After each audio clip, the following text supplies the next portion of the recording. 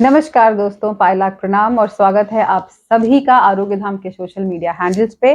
और आज हम फिर हाजिर हुए हैं आपके सामने, आपके पास डॉक्टर तरुण दास को लेके, जो कि गायनेकोलॉजिस्ट है हमारे हॉस्पिटल में। और ये लाए हैं आपके सवालों के जवाब जो आप पिछले 1 महीने से पूछ रहे हैं। आस्क योर क्वेश्चन करके सेगमेंट आप सबने ही जो हमारे हैंडल्स को फॉलो करते हैं देखा भी होगा और अपने सवाल पूछे भी होंगे। तो आपके पूछे हुए सवालों का जवाब लेके आज हम आए हैं आपके पास, और आगे भी आप इसी तरीके से सवाल पूछते रहिए, तो हम इसी तरीके से आपके सवालों का जवाब देते रहेंगे ऑन डिफरेंट टॉपिक्स। लेकिन कोई भी सवाल पूछने से पहले तो आपका बहुत बहुत स्वागत सर। और कोई भी सवाल पूछने से पहले पहला सवाल मेरे खुद का है सर, कि जहां तक हेल्थ का सवाल है और आजकल की हमारी भाग दौड़ भरी जिंदगी में, हमारी स्ट्रेसफुल लाइफ में हेल्थ पे बहुत ज्यादा स्ट्रेस दिया जाता है, फ्रॉम डाइट टू डॉक्टर्स। बहुत सारे लोग बोलते हैं आप अपने हेल्थ इज वेल्थ, अपनी हेल्थ का ख्याल रखिए। लेकिन फिर भी वुमेन, औरत एक ऐसा तबका है, औरत, मैं बच्चियों की भी बात नहीं कर रही हूँ, मैं लड़कियों की बात नहीं कर रही हूँ, मैं फीमेल्स की बात कर रही हूँ, शादीशुदा औरतें, मैच्योर फीमेल्स। वो एक ऐसा तबका है जो कि सबसे ज्यादा अपनी हेल्थ को निग्लेक्ट करती हैं। अगर उनकी कमर में दर्द हो रहा होगा तो वो शायद यही सोचेंगी बहुत दिनों तक कि बहुत ज्यादा काम हो गया होगा, आज सुबह जल्दी उठ गई थी। या अगर कोई मदर है तो बच्चे को गोद में बहुत देर उठा लिया, इसलिए मेरी कमर में दर्द है, या मेरे सर्दियों में मेरे घुटने में दर्द हो ही जाता है, धनिया काट लिया इसलिए रिस्ट में दर्द हो गया है। ऐसे बहुत सारे बहाने वो ढूंढ लेती है अपनी हेल्थ को निग्लेक्ट करने के लिए। जैसे कि सर में दर्द होना एक कॉमन सी प्रॉब्लम है, मैंने बहुत सारी लेडीज को बोलते हुए सुना है कि सर में दर्द है, पर उन्हें ये लगता है नींद पूरी नहीं होती, जल्दी उठ जाती हूँ, लेट सोती हूँ, नींद पूरी नहीं होती। तो पहला और बहुत ही पुरजोर सवाल डॉक्टर साहब ये है कि वो वार्निंग साइंस क्या हैं? वो क्या ऐसे साइंस है कि अगर आप अपनी रोजमर्रा की जिंदगी में देख रही हैं तो आपका समय आ गया है कि आप डॉक्टर से कंसल्ट कर लीजिए। कुछ हो कुछ ना हो, लेकिन कंसल्टेशन बहुत जरूरी है। बिल्कुल, आपने तो सही टॉपिक एकदम डिस्कस करने के लिए चूज किया है। एक्चुअली इंडियन सिनेरियो में हम लोग जो देखते हैं कि ये नेग्लेक्ट जो टर्म हम लोग बोल रहे हैं, it is not about a neglect, it is हर रोज का काम में दब जाता है, चीजें प्रायोरिटाइज नहीं होता है। बच्चे को प्रायोरिटाइज होता है, हस्बैंड को प्रायोरिटाइज होता है, एंड आफ्टर दैट उसमें आता है। सो कोई नहीं, अगर इफ और बट ये दोनों हम लोग छोड़ दे, कि सारे रीजंस हम लोग हटा दे कि नहीं हुआ है, आ नहीं पाया है, लेकिन एक दो चीज आपको ध्यान में जरूर रखना है। उम्र के साथ साथ जैसे आपका हार्मोनल चेंजेस होता जाता है, फिर उसका भी असर बॉडी में पड़ता रहता है। लाइक जैसा हम लोग बताते हैं कि अगर रिप्रोडक्टिव एज ग्रुप में है, अगर चाइल्ड बियरिंग एज ग्रुप में है, तो यूजुअली साल में एक बार जरूर हेल्थ चेकअप करना चाहिए। साल में एक बार गायनिक एग्जामिनेशन मस्ट, क्योंकि क्या होता है कि समटाइम्स कुछ बड़ी चीज़ों का जो इंडिकेशन होता है वो छोटे स्क्रीनिंग टेस्ट से हम लोग उसको पकड़ सकते हैं। जैसा कि आप मैं छोटा ही बता रहा हूँ कि एक white discharge, it is so common, we sometimes neglect कि हाँ ठीक है वाइट डिस्चार्ज है, लास्ट टाइम माय गायनेक हैज गिवन मेडिकेशन, उसको ही ले लेते, बात खत्म। इवन डॉक्टर के पास जाने में भी टाइम नहीं मिलता है, या फिर जाना नहीं होता है, मतलब दोनों तरफ से ही। तो वो एक white discharge can be a fatal thing. It may not be a only a white discharge. It may be a premonitory sign, like any bleeding during intercourse or any bleeding not pertaining to the period, any odd time bleeding, उसको neglect नहीं करना चाहिए। Cervical cancer screening programme India में लागू है, चल रहा है। उसमें एक ओनली पैप्समियर टेस्ट होता है, जिसके चल के आपका जो सर्वाइकल कैंसर स्क्रीनिंग होता है वो उसको आप अर्ली पिकअप कर सकते हैं। कोई भी वाइट डिस्चार्ज पेशेंट हो, कोई भी एबनॉर्मल ब्लीडिंग पेशेंट हो, एक जस्ट 5 मिनट का गायनिक एग्जामिनेशन आपका बहुत सारा चीजें डिटेक्ट कर सकता है। So any kind of discharge? Any kind of discharge, foul smelling discharges, brown discharges, postcoital bleeding, any sort of abnormal vaginal bleeding, उसको एड्रेस करना जरूरी है। जो हमारा पीरियड साइकिल होता है सर, उसके आगे और उसके खत्म होने के मोस्टली उससे पहले, बीइंग अ फीमेल आल्सो, इस तरीके के डिस्चार्ज कॉमनली लोगों को ये लगता है that this is a pre stage of it, कि ये ऐसा उसके बाद या पीरियड्स आने वाले हैं इसलिए इस तरीके का हम एक्सपीरियंस कर रहे हैं, क्या ये ये कॉमन मिथ है, है? White discharge is common, but मैं क्या इंडिकेशन दे रहा हूँ कि अगर परसिस्टेंट वाइट डिस्चार्ज है, फाउल स्मेलिंग वाइट डिस्चार्ज है, एबनॉर्मल डिस्चार्ज आपको लगता है ड्यूरिंग हर वक्त थोड़ा थोड़ा करके आ रहा है, तो आपको गायनेक एग्जामिनेशन करना ज़रूरी है, क्योंकि जो सर्वाइकल कैंसर इन्वेसिव स्टेज में होता है और एक अर्ली स्टेज में पिकअप होता है। अगर अर्ली स्टेज में पिकअप हो जाता है उसका मैनेजमेंट पॉसिबल है, अगर लेट स्टेज में होता है तो उसका मतलब सर्जिकल मैनेजमेंट तो पॉसिबल नहीं है। एंड रहा बात फर्दर ट्रीटमेंट का, इन्वेसिव हो जाता है तो एक threatening condition, life threatening condition हो जाता है, मॉर्बिडिटी बढ़ जाता है, और मतलब आप उस चीज को लेके आपको बिना जानकारी में आपका स्टेज 4 स्टेज 3 तक पहुंच जाता है चीजें, जो प्री मैरिजन। सिर्फ आपकी लापरवाही की हाँ वजह मतलब से, लापरवाही मैडम, एक्चुअली आप अगर या लैक ऑफ नॉलेज के lack of knowledge I should say, लापरवाही, हम लोग अभी भी एडुकेट नहीं कर पा रहे मास पॉपुलेशन को कि go to a gynaecologist, get your checkup. एक बार अगर चेकअप कर लेते तो प्री मैलिग्नेंट लीशंस भी डिटेक्ट हो जाता है, उसका इलाज है, उसका इलाज है, उसमें ठंडी सिकाई होता है, उसमें कुछ बायोप्सी होता है, कुछ मतलब उसका अलग से सर्जरी होता है उस चीज का, कि उसमें और ना बढ़े चीज। और इसको आप 3 साल में एक बार अब अगर पैप्समियर कर लेते तो वो डिटेक्ट हो जाता है। तो ये how common is cervical cancer sir? it was very I should say it is very common cancer, breast cancer के बाद ही आता है, ठीक है। एंड आप अगर डिटेक्ट टाइमली करते हो तो it can be manageable, it is a treatable cancer, अच्छा, ठीक है। एंड समटाइम्स प्री मैलिग्नेंट लीशंस भी अगर आप पिकअप करते हो वो भी ट्रीटेबल है, लेकिन अगर इन्वेसिव स्टेज में पहुंच जाता है फिर उसका ट्रीटमेंट थोड़ा सा लंबा चलता है, एंड लाइफ थ्रेटनिंग भी साथ में, तो वो सारा चीजें आ जाता है। 5 ईयर सर्वाइवल, प्रोग्नोसिस उतना बेहतर 5 ईयर नहीं रहता। सर्वाइवल 25% 30% तक पहुंच जाता है। तो हम लोग चाहते नहीं कि कोई पेशेंट आए, जैसा कि हम लोग का ओपीडी में we have encountered in few couple of weeks that all the patient are coming at the late stage.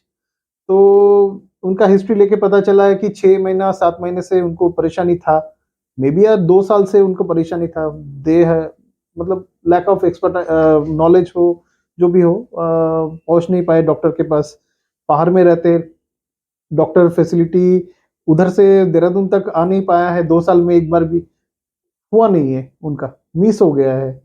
Sufferer तो पेशेंट ही है, पेशेंट ही है, बिल्कुल सफरर तो बिल्कुल। पेशेंट ही है। And end of the day disease burden बढ़ जाता है, डिजीज बर्डन बढ़ जाता है।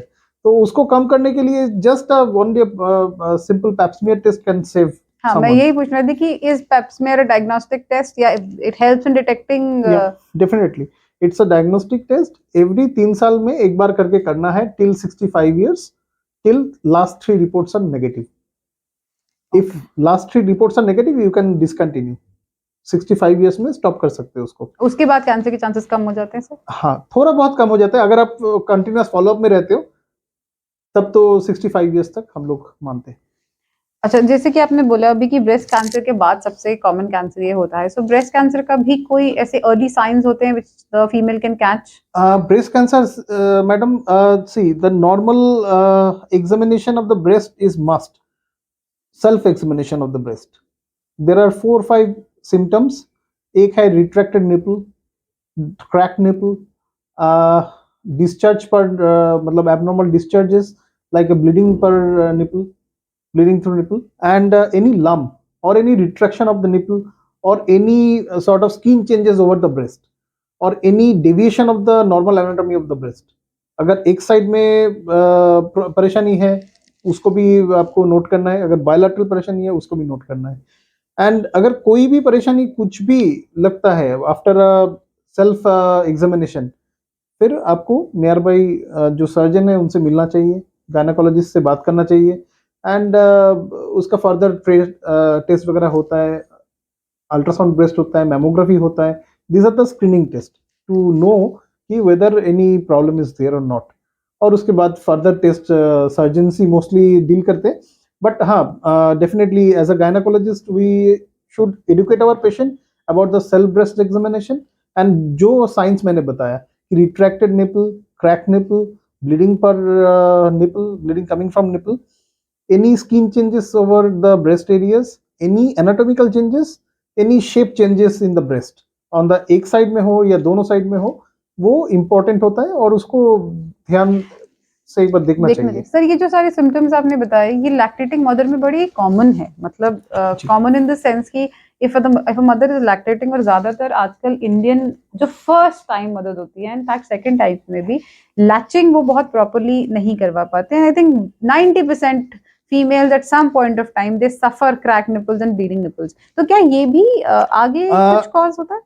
सी अगर अगर ब्रेस्ट फीडिंग मदर है तो उनको हम लोग दो तीन चीजें सिखाते हैं। एक है प्रॉपर लैचिंग, अगर आपको आता है तो ये सारा परेशानी थोड़ा सा कम हो जाता है। समटाइम्स कैंडिडल इन्फेक्शन होता है, फंगल इन्फेक्शन होता है, बेबी के माउथ से इन्फेक्शन निपल पे आता है या निपल से बेबी के माउथ में, वाइस वर्सा। वो कैंडिडल इन्फेक्शन समटाइम्स हो जाता है during feeding. Sometimes crack nipple हो जाता है, समटाइम्स हेवीनेस इन ब्रेस्ट और एनी लंप। अगर मिल्क प्रोडक्शन मतलब मिल्क प्रोड्यूस्ड हो रहा है एंड प्रॉपरली बेबी ले नहीं पा रहा है या फिर प्रॉपरली उसको फीड नहीं कर पा रहे, तो वो जम जाता है। वो उसमें क्या होता है, मतलब it's a source of infection. The milk is a source of infection, so उसमें एब्सेस बनने का चांसेस होता है, मैस्टाइटिस हो सकता है। These are the very common thing during after child birth. तो वो सारा चीजें कॉमन होता है। Any sort of lump during that lactational phase, उसको हम लोग एग्जामिन करके देख सकते हैं कि वेदर कोई एक्यूट इन्फेक्शन है उसमें या फिर ओनली मिल्क मतलब प्रॉपरली उसको फीड कर नहीं पा रहे बच्चे को, वो जम रहा है और वो इन्फेक्टेड हो रहा है कि नहीं, वो एक मतलब रीजन हो सकता है, any any sort of lump. लेकिन इजी मेथड ये है कि आप हर रोज टाइम टू टाइम फीड करो। अगर बेबी फीड नहीं कर पा रहे तो manual expression of the breast milk, ठीक है, and wash your nipple and every bits of the area, areolar area, वो क्लीन रखना है सो दैट कि कैंडिडल इन्फेक्शन ना हो, उस पर ध्यान रखेंगे। अगर कभी क्रैक निपल हो जाए तो feed from the another breast और उसको थोड़ा सा रेस्ट दे, और कुछ ऑइंटमेंट्स वगैरह होता है, एंटीबायोटिक ऑइंटमेंट वगैरह होता है, नीप केयर क्रीम वगैरह, वो सब यूज करके फिर जैसे थोड़ा सा ठीक होता है फिर दोबारा स्टार्ट कर सकते हैं। तो this are the thing, and कोई मदर ऐसा नहीं चाहिए कि with a breast lump having fever and she is neglected, she is sitting at home, ऐसा भी नहीं होना चाहिए। अगर फीवर आ रहा है, लंप हो रहा है, उसको एसेस करके देखना है कि वो इन्फेक्शन है या एब्सेस फॉर्म हुआ है। अगर एब्सेस फॉर्मेशन हो रहा है तो उसको ड्रेन करके सर्जिकली उसको इवैक्यूएट करना होता है, एंड फिर उसका मैनेजमेंट होता है। तो अगर आप लैक्टेटिंग मदर हैं और आपको ये सारी प्रॉब्लम्स आ रही हैं तो फिर भी ये नॉर्मल है एंड ट्रीटेबल है, लेकिन अगर आप लैक्टेटिंग मदर नहीं हैं और फिर आपको क्रैक निपल या ब्लीडिंग निपल जैसी प्रॉब्लम्स हैं तो this is an alarming sign. This is an alarming sign. Sir आजकल की जिंदगी में आजकल बड़ा कॉमनली मैंने देखा है और सुना है कि पहले जो हमारी पहले वाली जनरेशन है उन्होंने बच्चों को 1-1.5 साल 2 साल तक भी फीड कराया है, but of late 6 month 7 month, not that the mother doesn't want it, वो शायद लाइफस्टाइल कह लीजिए या कुछ भी, वो करा ही नहीं पाती हैं। The formation of milk is not enough कि वो 6-7-8 महीने से ज्यादा करा एक्चुअली स्ट्रेस्ड आउट रहते हैं mothers just after being a first mother, और ज्यादा स्ट्रेस्ड आउट रहते हैं। तो एलिवेट द स्ट्रेस और एंजाइटी। फीड नहीं कर पा रहे हैं, इसका मेन कॉज ये है कि थोड़ा सा ज़्यादा स्ट्रेस्ड आउट हो जाता है after delivery, and dehydration. Take lots of water, drink lots of water, and अगर उसमें भी नहीं होता है then try to feed, try to feed, try to feed. जैसे थोड़ा सा रिफ्लेक्स डेवलप होता है, 5-7 डेज टाइम लगता है, 10 दिन लग जा सकता है किसी किसी को, तो वो आपको पेशेंटली करना पड़ेगा। अगर वो फेज आप निकाल पाते हो फिर it will not be an issue. Anxiety, anxiety issues जिसको हो रहता है कि नहीं आ रहा है फीडिंग, मेरे बच्चे क्या कैसे मैनेज होगा, it is a vicious cycle. फिर वो कम कम आते हैं, मतलब it's a reflex sort of. जैसे थोड़ा थोड़ा बेबी फीड करना स्टार्ट करते हैं वो रिफ्लेक्सली आ जाता है, ठीक है। तो उसमें आपको हाइड्रेशन प्रॉपरली मेंटेन करना है, एंड प्रॉपरली बेबी को लेके बैठना है, लैच करना है, बैठना है, मतलब नहीं भी आ रहा है तब भी ट्राई करते रहना है।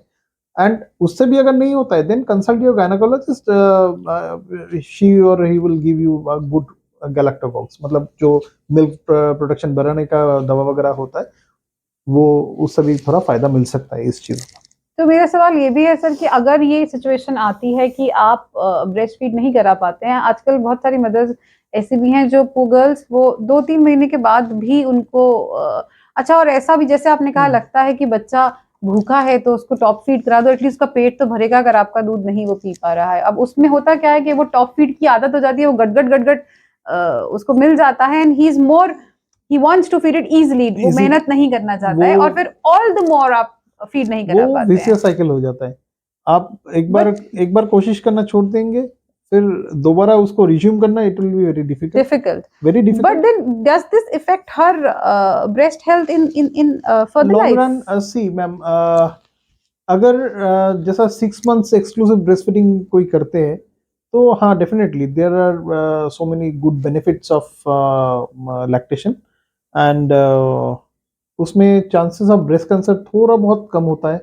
मतलब ऑल्दो ब्रेस्ट कैंसर जेनेटिकली अगर जिसका डिटरमिन्ड होता है उसमें जेनेटिकली वो सब चीज़ में ये कमेंट मैं कर नहीं सकता हूँ, लेकिन हाँ डेफिनेटली अगर जो लैक्टेटिंग मदर्स होते हैं दे got a good benefit out of lactation if they do a 6 months exclusive breastfeeding। 6 महीने के बाद एक्चुअली मिल्क का कंपोजिशन चेंज हो जाता है, the good nutrients, the colostrum, everything got changed after 6 months.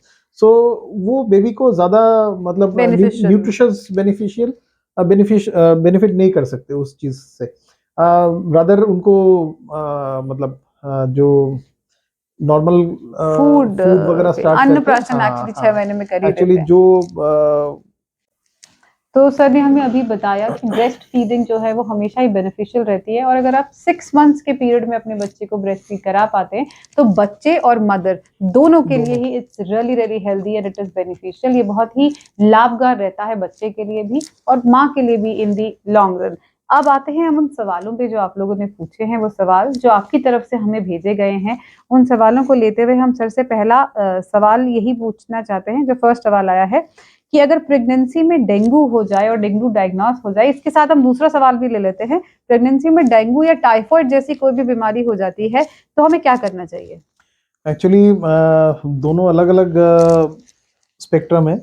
अगर फीवर आता है प्रेगनेंसी में उसको नेग्लेक्ट नहीं करना चाहिए। फर्स्ट ऑफ ऑल अगर हल्का भी फीवर है, आप पैरासीटामोल खा के भी कम नहीं हो रहा है तो आपको इमीडिएटली फिजिशियन को कंसल्ट करना चाहिए और एक गायनेकोलॉजिस्ट को कंसल्ट करना चाहिए, डिपेंडिंग ऑन कितना वीक्स ऑफ प्रेगनेंसी आप कैरी कर रहे हो, मतलब आपका कितना मंथ का प्रेगनेंसी है। अगर बहुत अर्ली स्टेज में है फिजिशियन से कंसल्ट करिए, फिजिशियन मेडिसिन वगैरह दे देते हैं एंड इन्वेस्टिगेट भी करते हैं सारे। मलेरिया, डेंगू, इन सारे चीज़ों का क्या होता है कि fever is the main concern and थोड़ा बहुत हेमोरेजिक जो फीवर वगैरह होता है उसमें ब्लीडिंग टेंडेंसी बढ़ जाता है प्लेटलेट कम होने के नाते। ओके। तो जैसा डायग्नोस्ड होता है फिर according to that platelet stabilisation करना होता है, प्लेटलेट काउंट देखना होता है, प्लेटलेट फॉल कर रहा है कि नहीं। घबराना नहीं है बिकॉज अगर जब तक आपका कोई ब्लीडिंग टेंडेंसी नहीं है, जब तक कोई सांस लेने में तकलीफ नहीं है, बच्चे का मूवमेंट ठीक है, कोई आपका नीचे से पानी जाना या फिर कोई ब्लीडिंग एबनॉर्मल ब्लीडिंग नहीं है, डरिए नहीं, एक बार कंसल्ट कर लीजिए। अगर ज़रूरत होता है तो आपको हाँ डेफिनेटली दवा वगैरह देंगे और बहुत ज़्यादा पानी पीना चाहिए, डिहाइड्रेशन करेक्शन करना चाहिए ड्यूरिंग डेंगू फीवर। नंबर 2 है कि अगर टाइफाइड, अगर हम लोग टाइफाइड के बारे में आए, टाइफाइड यूजुअली वाटरबोर्न डिजीज हाँ।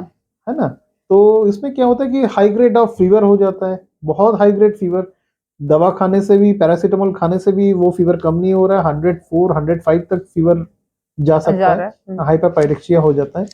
और उसमें आपको फर्स्ट ऑफ ऑल फिजिशियन को कंसल्ट या गायनेकोलॉजिस्ट को जैसे कंसल्ट करते हैं वो लोग एक ब्लड कल्चर भेजते हैं, वो टेस्ट करना बहुत ही ज़रूरी है क्योंकि ब्लड कल्चर में इनिशियल फेज में जो टाइफाइड डिटेक्ट हो जाता है उसका मैनेजमेंट तुरंत तुरंत ही करना संभव है। एंटीबायोटिक कोर्स होता है 10 to 14 डेज का कोर्स, इंजेक्टेबल एंटीबायोटिक्स ही लेना होता है। ये सारा आपको कंटिन्यू करते रहना है। एंड बाकी फिटल पैरामीटर्स भी टू सम एक्सटेंट चेक करते रहना है कि बच्चे का धड़कन ठीक से है कि नहीं, अल्ट्रासाउंड करके देखना है। बेबी के अराउंड पानी तो कम नहीं हो रहा है, वो देखना है। और बेबी का मूवमेंट वगैरह ठीक है कि नहीं, वो भी देखना है। बाकी typhoid is a curable disease, घबराना नहीं है। हाँ, डेफिनेटली टाइफाइड का कुछ कॉम्प्लिकेशंस है, उसको आपको कुछ कुछ साइन सिम्टम्स पता होना चाहिए कि पेट में सडन बहुत ही ज़्यादा पेन होना, बहुत तेज पेन होना, fever in spite of antibiotic therapy fever कम नहीं होना, ठीक है। ये सारा आपको भर्ती होने का ज़रूरत महसूस होता है तो तुरंत एडमिट होके उसका ट्रीटमेंट करना, ये सारा चीज़ें आपको फॉलो करते रहना है। घबराना नहीं है, चीज़ें ट्रीटेबल है, बट हाँ, डिले भी नहीं करना चाहिए क्योंकि प्रेगनेंसी में कोई भी छोटा चीज़ नॉर्मल कंडीशन में जो जैसा मैनेज हो सकता है, प्रेगनेंसी में मैनेज करना थोड़ा-सा डिफ़िकल्ट हो जाता है क्योंकि दोनों का लाइफ का सवाल है, इसीलिए। सर प्रेगनेंसी में बहुत सारी चीजों का रिस्ट्रिक्शन हो जाता है, specially drugs that can cross placenta are not advisable.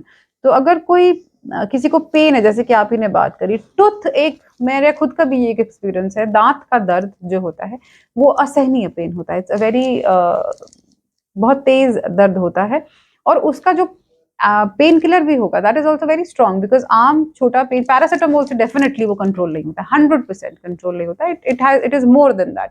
तो फिर इन दैट केस क्या पेन किलर ले सकती है मदर? पेन किलर देखिए, पेन किलर पैरासिटामोल तो सबसे सेफ है। अगर उससे भी कंट्रोल नहीं हो रहा है, ट्रामाडोल वगैरह हम लोग देते हैं, वो यूज कर सकते हैं। ट्रामाडोल जो एनालिसिस है, एनसेड्स यूज नहीं? इनसेट्स हम लोग इनिशियली मतलब हाँ, अगर बहुत ज़रूरी है और डिपेंडिंग ऑन द जेस्टेशन, अगर प्रेगनेंसी बहुत एडवांस प्रेगनेंसी है तो यूज़ कर सकते हैं। अगर एकदम से जैसा फॉर्मेटिव स्टेज में है तो we like to avoid NSAIDs initial days. And अगर एकदम से कंट्रोल नहीं होता है देन ऑप्शन नहीं है ज़्यादा। अगर ऑप्शन है, हाँ, definitely we like to avoid NSAIDs. First of all paracetamol, then the safest one will be the tramadol, है ना? ट्रामाडोल से भी कंट्रोल हो सकता है, अगर बहुत सीवियर पेन भी ट्रामाडोल जैसा मेडिसिन से कंट्रोल हो जाता है। ठीक है, नेक्स्ट क्वेश्चन सर ये है कि अगर ब्रेस्ट में दूध जम जाए तो इन दैट केस क्या करना चाहिए? In that case actually lactating mothers में ही मोस्टली होते हैं। Properly time to time feed करना चाहिए, डिले नहीं होना चाहिए दो फीडिंग के बीच में, फिर ये सारा प्रॉब्लम डेवलप होता है। अगर एक बार आपको नोटिस हो रहा है कि हाँ कंजेशन हो रहा है, फिर manual expression of the milk is the way out, खुद से निकलना पड़ता है। और दो है कि you can use breast pump also, आप ब्रेस्ट पंप भी यूज कर सकते हो। अगर इसमें मैस्टाइटिस या फिर एब्सेस फॉर्म होता है, फीवर है साथ में, आपको कंसल्ट करना चाहिए डॉक्टर को।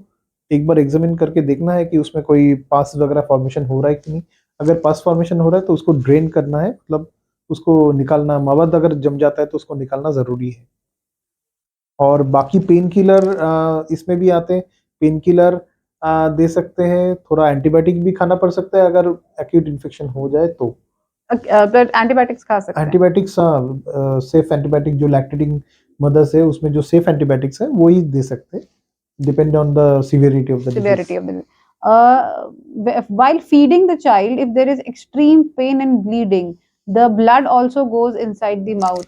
How to avoid this? Mouth of the baby. Mouth of the baby. इस दौरान मैं तो सजेस्ट करूंगा कि बेबी को दूसरे ब्रेस्ट में लैच करिए, दूसरे ब्रेस्ट से फीड दीजिए जब तक ना ये ब्रेस्ट ठीक होता है। मतलब अगर क्रैक निपल है, सोर निपल है, अगर वो जब तक ना रेस्ट देंगे वो हील नहीं होता है। And clean it properly, her feed के बाद एक बार क्लीन करिए ज़रूर। और उसमें निप केयर क्रीम होता है, उसको यूज़ करिए। एंड जैसा थोड़ा सा सेटल हो जाता है फिर उसके बाद उस ब्रेस्ट से फीड करा सकते हैं। तो जैसे हमने क्रीम अगर मान लीजिए यूज भी करी है तो before feeding that has to be removed it. हाँ, मतलब यूजुअली जब आप क्रीम यूज कर रहे हो don't feed on that part. Later later जैसा थोड़ा बहुत ठीक हो जाता है फिर उस दोबारा उससे लैच ऑन करिए। उससे लाचान कर सकते हैं। फीडिंग करते समय प्रेगनेंसी दूध की वजह से प्रेगनेंसी के समय पे अगर बुखार आ जाता है तो क्या करना चाहिए? मतलब वो ये शायद पूछना चाह रहे हैं कि सिंपल वायरल या अगर ऐसा कुछ सिंपल वायरल दो तीन इन्फेक्शन हो सकता है। अपर रेस्पिरेटरी ट्रैक्ट इन्फेक्शन हो सकता है, कोई यूरिनरी ट्रैक्ट इन्फेक्शन भी हो सकता है, कोई ऑर्गन मतलब लाइक कोई एक्यूट गैस्ट्रोएंटेराइटिस भी हो सकता है। There are several reason for fever. अगर आपको लगता है कि फीवर आया है, कोई कफ कोल्ड है एंड वो माइल्ड कफ कोल्ड है, तो ओनली क्रोसिन से वो सेटल हो जाता है। अगर वो परसिस्टेंट हो रहा है, हाँ डेफिनेटली आपको किसी फिजिशियन या किसी गायनेकोलॉजिस्ट को कंसल्ट करना चाहिए। नंबर 2 है, अगर यूरिन इन्फेक्शन होता है, वो नॉर्मल कंडीशन में यूरिन इन्फेक्शन जैसा ट्रीटमेंट होता है वैसे ही ट्रीटमेंट होता है इसका भी ड्यूरिंग प्रेगनेंसी, बट इसको ट्रीटमेंट करते मतलब करके ख़त्म करना चाहिए क्योंकि इसका लॉन्ग टर्म इफेक्ट होता है।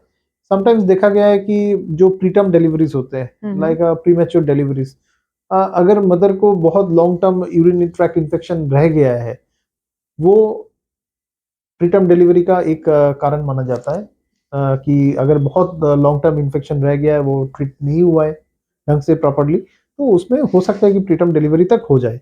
और दूसरा है कि पायलोनेफ्राइटिस, मतलब क्या है कि किडनी तक इन्फेक्शन ऊपर स्प्रेड कर सकता है, फिर किडनी डैमेज होने का चांसेस बढ़ जाता है। तो urinary tract infection urinary should be tract treated. Infection is most important to treat because during pregnancy वो किडनी तक फैल सकता है और बेबी प्रीटर्म डिलीवरी का भी ऑप्शन मतलब कैसे sir, what is the first या अर्ली साइन अगर बहुत होता है कि लोअर एब्डोमेन पेन से स्टार्ट होता है। पेशेंट को समझ नहीं आता है कि ये प्रेगनेंसी रिलेटेड पेन है और या यूरिन रिलेटेड पेन है। बार बार यूरिन जाना, यूरिन में जलन होना, रुक रुक के यूरिन आना, ये सारा, और थोड़ा हल्का बुखार रहना, ठीक है, पेन किलर खाके भी पर पेन सर कम नहीं ये होना। सारे सिम्टम्स को अमूमन औरतें अपनी प्रेगनेंसी से भी जोड़ती हैं प्रेगनेंसी क्योंकि से यूट्रस हाँ बड़ा हो रहा है तो क्विक यूरिनेशन और जो आपने हाँ बोला हाँ बार बार यूरिन बार जाना बार रुके, ये सब हाँ प्रेगनेंसी से भी जोड़ा जाता प्रेगनेंसी है। से भी अगर जो मतलब ऐसा है कि no, what I am trying to say इसकी अगर वो कैसे डिफरेंशिएट करे उसको कुछ उसका उसका ये है कि आपको जो पेन हो रहा है, अगर प्रेगनेंसी रिलेटेड पेन हो जाता है, वो आपको पेन किलर खा के स्टॉप हो जाएगा, या यूट्रस जैसा रिलैक्स हो जाता है फिर स्टॉप हो जाएगा, ठीक है ना, वो परसिस्ट नहीं करेगा। आप अगर परसिस्टेंट पेन हो रहा है, साथ में आपको यूरिन पास करने में दिक्कत आ रहा है, बार बार यूरिन जा रहा है, फीवर है और यूरिन रुक रुक के आ रहा है, वो अगर सिम्टम है इनिशियली, जैसा क्या होता है कि अगर प्रेगनेंसी छोटा होता है, जैसा 12 हफ्ते का प्रेगनेंसी होता है, 3 महीने का प्रेगनेंसी, ये जो सिम्टम्स होता है वो उसके साथ कोरिलेट कर सकते हो कि बार बार यूरिन, बिकॉज वो ब्लडर में प्रेस करता है, प्रेशर फिर करता है। बार बार यूरिन जाने का एक टेंडेंसी होता है। और ये चीज देखा जाता है एकदम लास्ट में, जैसा बेबी 38 वीक्स 37 वीक्स जैसा हो जाता है, तब भी देखा जाता है, क्योंकि बेबी का हेड या जो भी पार्ट एंगेज होता है तभी ब्लडर में पुश करता है, तब भी बार बार यूरिन जाने का मन होता है। तो ये दो चीज ऑब्वियसली आपको एक बार एक गायनेकोलॉजिस्ट से कंसल्ट करना चाहिए, वो आपको डेलिनेट करके देंगे कि ये प्रेगनेंसी रिलेटेड है या फिर यूरिन रिलेटेड। Urine related. अगर यूरिन इन्फेक्शन लेके बहुत टाइम से बैठे हैं, ये उसका ट्रीटमेंट नहीं हुआ है, हाँ definitely it will going to have some impact, उसका इम्पैक्ट होता है, बच्चे में असर पड़ सकता है, आप पे असर पड़ सकता है, आपका किडनी पे असर पड़ सकता है। एक कंडीशन होता है एसिम्प्टोमेटिक बैक्टीरिया, मतलब जिसमें बैक्टीरिया निकलते हैं प्रेगनेंसी में, एंड वो मतलब उसका ट्रीटमेंट करना भी जरूरी है। अच्छा, एसिम्प्टोमेटिक बैक्टीरिया, उसमें सिम्टम नहीं होता है, लेकिन यूरिन सैंपल्स में बैक्टीरिया आते हैं, कल्चर्स में आते हैं, तो वो उस चीजों को भी आपको so routine urine culture might also help. Routine urine culture and consultation with physician और गायनेकोलॉजिस्ट, बिकॉज ये जो कंडीशन में बताया, इसका इलाज है कि हर रोज रात को एक एक करके दवा, जब तक ना डिलीवरी होता है तब तक वो एंटीबायोटिक एक चलता रहता है, उसमें ये सही रहता है, यूरिनरी एंटीसेप्टिक एक चलता रहता है, तो उसमें आपका किडनी का भी डैमेज होने का चांस कम हो जाता है और प्रीटर्म डिलीवरी का भी चांस कम हो जाता है। कम हो जाता है। ये डेलिनेट तभी कर पाएंगे जब तक अगर आप किसी फिजिशियन या गायनेकोलॉजिस्ट से मिलेंगे। कंसल्ट नहीं हाँ, करता। मतलब हर चीज का इलाज आप घर पे कर नहीं पाएंगे, एक दायरा है, बिकॉज वो सारा चीज अगर फ्लेयर अप हो जाता है तो फिर उसको कंट्रोल करना मुश्किल हो जाता है। मुश्किल। तो ये तो सर सिर्फ प्रेगनेंसी की बात और चाइल्ड बेयरिंग मदर्स की बात, लेकिन जो नॉन चाइल्ड बेयरिंग एज होती है आफ्टर 45, पोस्ट मीनोपॉजल एज कह लीजिए या ड्यूरिंग मीनोपॉज एज कह लीजिए, उसमें भी ऐसी बहुत सारी चीजें होती हैं जो कि फीमेल्स के लिए प्रॉब्लम होती हैं। बहुत ही कॉमन है उसकी हड्डियों का कमजोर होना, उसकी कमर में दर्द होना, उसके बैक काफ्स में पेन होना, ये सारे एक कॉमन फैक्टर्स हैं। तो क्या इनके लिए भी उसे कंसल्ट करना चाहिए या? डेफिनेटली कंसल्ट तो करना चाहिए। ये जो जो जैसा urinary symptom normal reproductive age में हम लोग ने बताया, वो जैसा जैसा मेनोपॉज हो जाता है, जैसा हार्मोन्स कम हो जाता है, ईस्ट्रोजन बॉडी में कम हो जाता है, ओवरी फंक्शन करना कम कर देते हैं, तो धीरे धीरे वो सारा चेंजेस भी यूरिनरी ट्रैक्ट में आते हैं। मतलब ईस्ट्रोजन का जो कमी है वो भी यूरिनरी ट्रैक्ट में दिख जाता है। मतलब उसमें भी क्या होता है कि जो अंदर का एपिथेलियम होता है वो पतला हो जाता है, वो बार बार इन्फेक्शन होने का चांसेस बढ़ जाता है। मेनोपॉज में ये चीज़ें सारा बहुत बहुत ही कॉमन है। मतलब इट इज़ जस्ट बिकॉज कि हार्मोनल चेंजेस हुआ है, सारा सेल्स थिन्ड आउट हो गया है, तो वो पतला हो जाता है अंदर का लाइनिंग, तो उसमें भी इन्फेक्शन का चांसेस बढ़ जाता है। तो मतलब जो हाँ, हॉर्मोन्स आपको हार्मोन्स। मदर बेयरिंग एज हाँ में हाँ आपकी जो हेल्थ है, मदर बेयरिंग एज में जो हॉर्मोन्स हेल्प करते हैं उस हेल्थ को मेंटेन करने में, जब वो बंद हो जाते हैं, जब आपको पीरियड्स होने बंद हो जाते हैं और वो बंद हो जाते हैं, तो आपके बॉडी में थिनिंग वो of the thinning of epithelium आप कह रहे एपिथेलियम हैं, होता है जो नीचे। जिसकी वजह से इन्फेक्शन कॉज हाँ, हो सकता है। नीचे विजनल रास्ते में भी थिनिंग हो जाता है, वो एट्रोफिक विजनाइटिस कहते हैं उसको। और यूरिनरी ट्रैक में भी यूरेथ्राइटिस, ये सारा चीज़ें बढ़ जाता है, बिकॉज यूरिन इन्फेक्शन का चांसेस बढ़ जाता है। इसीलिए मोस्ट ऑफ द टाइम क्या होता है कि ये सारा सिम्टम्स लेके आते हैं पेशेंट कि बार बार यूरिन हो रहा है, ये तो ऐसा इन्फेक्शन भी नहीं है, आपने टेस्ट करा लिया, कल्चर भी नेगेटिव है, ये भी सारा नेगेटिव है, इन स्पाइट ऑफ दैट ये सारा प्रॉब्लम हो रहा है। तो ये सब हर वक्त इन्फेक्शन के लिए होगा, नॉट नेसेसरी। और एक है कि हार्मोन स्टेटस कम हो गया है, हार्मोन बॉडी में कम हो गया है, इसका फीचर है। और दूसरा है कि अगर ऐसा हो जाता है तो वो are prone for infection, super added infection जिसको कहते हैं, वो अगर वो सिचुएशन अराइज कर रहा है तो वो इन्फेक्शन ज्यादा जल्दी पकड़ लेते हैं, ये है। तो बेसिकली हम ये भी समझ सकते हैं कि एक औरत की जिंदगी में बड़े सारे चेंजेस आते हैं फीमेल लाइफ में, गायनेकोलॉजिस्ट और एक ऑब्स्टेट्रिशियन इस बात को समझ सकते हैं कि पहले हम बच्चे होते हैं, फिर हम ऑनसेट, ऑनसेट को क्या कहते हैं सर? प्यूबर्टी। हाँ, प्यूबर्टी ऑनसेट होता है and you start with your periods. फिर आपके पास एक पूरा लंबा पीरियड होता है जिसमें चाइल्ड बेयरिंग होती है, आप चाइल्ड बर्थ करती हैं। उसके बाद एक पीरियड आता है जिसे हम मेनोपॉज कहते हैं, जब आपके पीरियड्स बंद हो जाते हैं, then you move to. So there are so many changes in the body of a female and every time, हर बार आपका जो शरीर है आपके हॉर्मोन्स से जूझता है, आपके कभी बनते हैं कभी बंद होते हैं। So a female body goes through many changes which generally a male body does not. So एक फीमेल बॉडी को एज के साथ और ज्यादा देखभाल की जरूरत होती है, उसे जरूरत होती है अपना ख्याल रखने की। और आप आयरनी देखिए कि सबसे ज्यादा निग्लेक्ट जो अपनी हेल्थ को करती हैं वो भी फीमेल्स ही होती हैं। और इसी चीज को ध्यान में रखते, क्योंकि मैं भी एक फीमेल हूँ, और ये जो कमर दर्द वाला एपिसोड मैंने कहा, ये सर के साथ मैंने डिस्कस भी किया था, ये तो शायद मेरा ही होगा। बहुत बहुत टाइम तक आपको लगता रहता है कि कमर दर्द आपको किसी और वजह से है, पर देन आपको रियलाइज होता है कि नहीं, ये एक प्रॉब्लम थी मेरे अंदर, ये विटामिन की कमी थी जिसकी वजह से मुझे ये प्रॉब्लम हो रही थी। एक्चुअली अभी लास्ट फ्यू डेज में ऐसा बहुत सारा पेशेंट आया है जिनको बहुत सारा बैक एक थे। 2-3 साल से बैक एक का ट्रीटमेंट चल रहा है। सडनली उनका जब अल्ट्रासाउंड होता है वो निकलते हैं कि बच्चादानी में रसोली है और बच्चादानी का साइज काफी बड़ा हो गया है। और फिर बहुत बड़ी और रसौली। बहुत बहुत बड़ी रसोली है। तो उसका जब ऑपरेशन होता है, उसके बाद महीने भर के बाद वो सारा बैक एक सारा गायब हो जाता है। बिकॉज हर बैक वाज ये bearing the weight of the fibroid, उसका ये जो चीज बैक ऐसा है कि हम लोग बैक एक का ट्रीटमेंट तो 3 साल से करते आए हैं, लेकिन कोई गायनेक के पास कभी नहीं गया है कि ये सोच के कि बैक एक है, हड्डी का डॉक्टर ट्रीट कर लेंगे, यही मेरा या भी घर में पॉइंट हम है, लोग कैल्शियम खा लेंगे, थोड़ा यही मैं भी बहुत कहना चाह रही थी। थोड़ा बहुत भारी काम हो गया है, थोड़ा 2 दिन रेस्ट कर लेंगे। ये सारे चीज करते करते करते करते 3 साल हो गया। अगर 3 साल पहले ये डायग्नोसिस होता तो ऑपरेशन इजी होता, आपका मॉर्बिडिटी भी कम रहता, सब सारे 3 चीजें। साल में तकलीफ न सहती। 3 साल तकलीफ ना सबसे बड़ी सहती। बात यह है क्योंकि हमारा And बॉडी इतना चेंज होता है जब भी जितना बैक किसी और का नहीं बैक एक हो होता। रहा है तो एक गायनेक कंसल्टेशन मेरे हिसाब से तो आना चाहिए, एक बार कंसल्ट करना चाहिए। हाँ, भले कुछ ना निकले, सिर्फ ओनली बैक एक है, स्लिप डिस्क है, हाँ आप रूल आउट करके चले जाओ, फिर उसका ट्रीटमेंट 3 साल चले, 4 साल चले, जैसा भी चलता जाए, आपका इम्प्रूवमेंट भी अकॉर्डिंगली होता रहेगा। ऐसा नहीं होगा कि आपने दवा भी खा लिया, फिर इम्प्रूवमेंट भी नहीं हुआ, फिर 3 साल आपने वेस्ट भी कर लिया, और फिर ऑपरेट हुए। फिर ऑपरेट हुए, फिर वो जो ऑपरेशन होता है वो थोड़ा सा लंबा चल जाता है।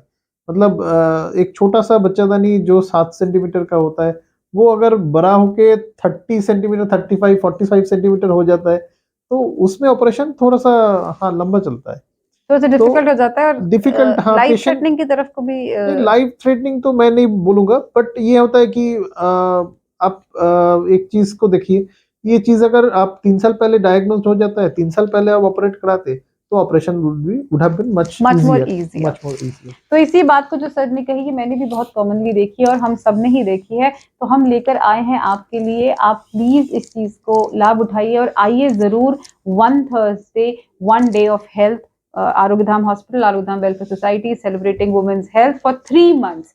तो 3 महीने के लिए एवरी थर्सडे वुमेन्स के लिए फ्री ओपीडी है हमारे गायनेकोलॉजी एंड ऑब्स्टेट्रिशियन डिपार्टमेंट में। तो आप प्लीज आइए और आके फ्री में ही सही, लेकिन अपने लिए वो 1 घंटा निकालिए, आइए चेकअप कराइए, जो भी आपकी परेशानियां हैं, कुछ नहीं है तो स्ट्रेस की बर्स्ट करने के लिए आ जाइए, बिकॉज स्ट्रेस भी फीमेल्स में एक बहुत बड़ी प्रॉब्लम है। स्ट्रेस से बहुत सारी चीजें रिलेटेड होती हैं, स्पेशली हर चाइल्ड बेयरिंग से लेके आपका मेनोपॉज, मेनेसिस, सब कुछ स्ट्रेस पे डिपेंड करता है, बिकॉज स्ट्रेस से आपका सर इसको ज्यादा बेहतर बताएंगे।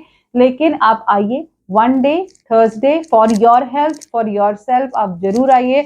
और गायनेकोलॉजी डिपार्टमेंट में फ्री ओपीडी है, तो एक बार आके अपना चेकअप जरूर जरूर जरूर कराइएगा। So for 3 months starting from this Thursday, और probably we'll have the flyers coming in, जब से भी ये स्टार्ट हो रहा है, I think in this month और next month, one Thursday one day of women health. Yes sir, thank you so much for being a part. Thank you sir, thank you. और बाकी सारी डिटेल्स के लिए नीचे हमारे डिस्प्ले पे numbers हैं, आप उन पे कॉल कर सकते हैं, या फिर अगर आप आरोग्यधाम विजिट कर रहे हैं तो भी आपको फ्लायर्स या स्टैंडीज पे सारी इंफॉर्मेशन मिल जाएंगी। Thank you so much.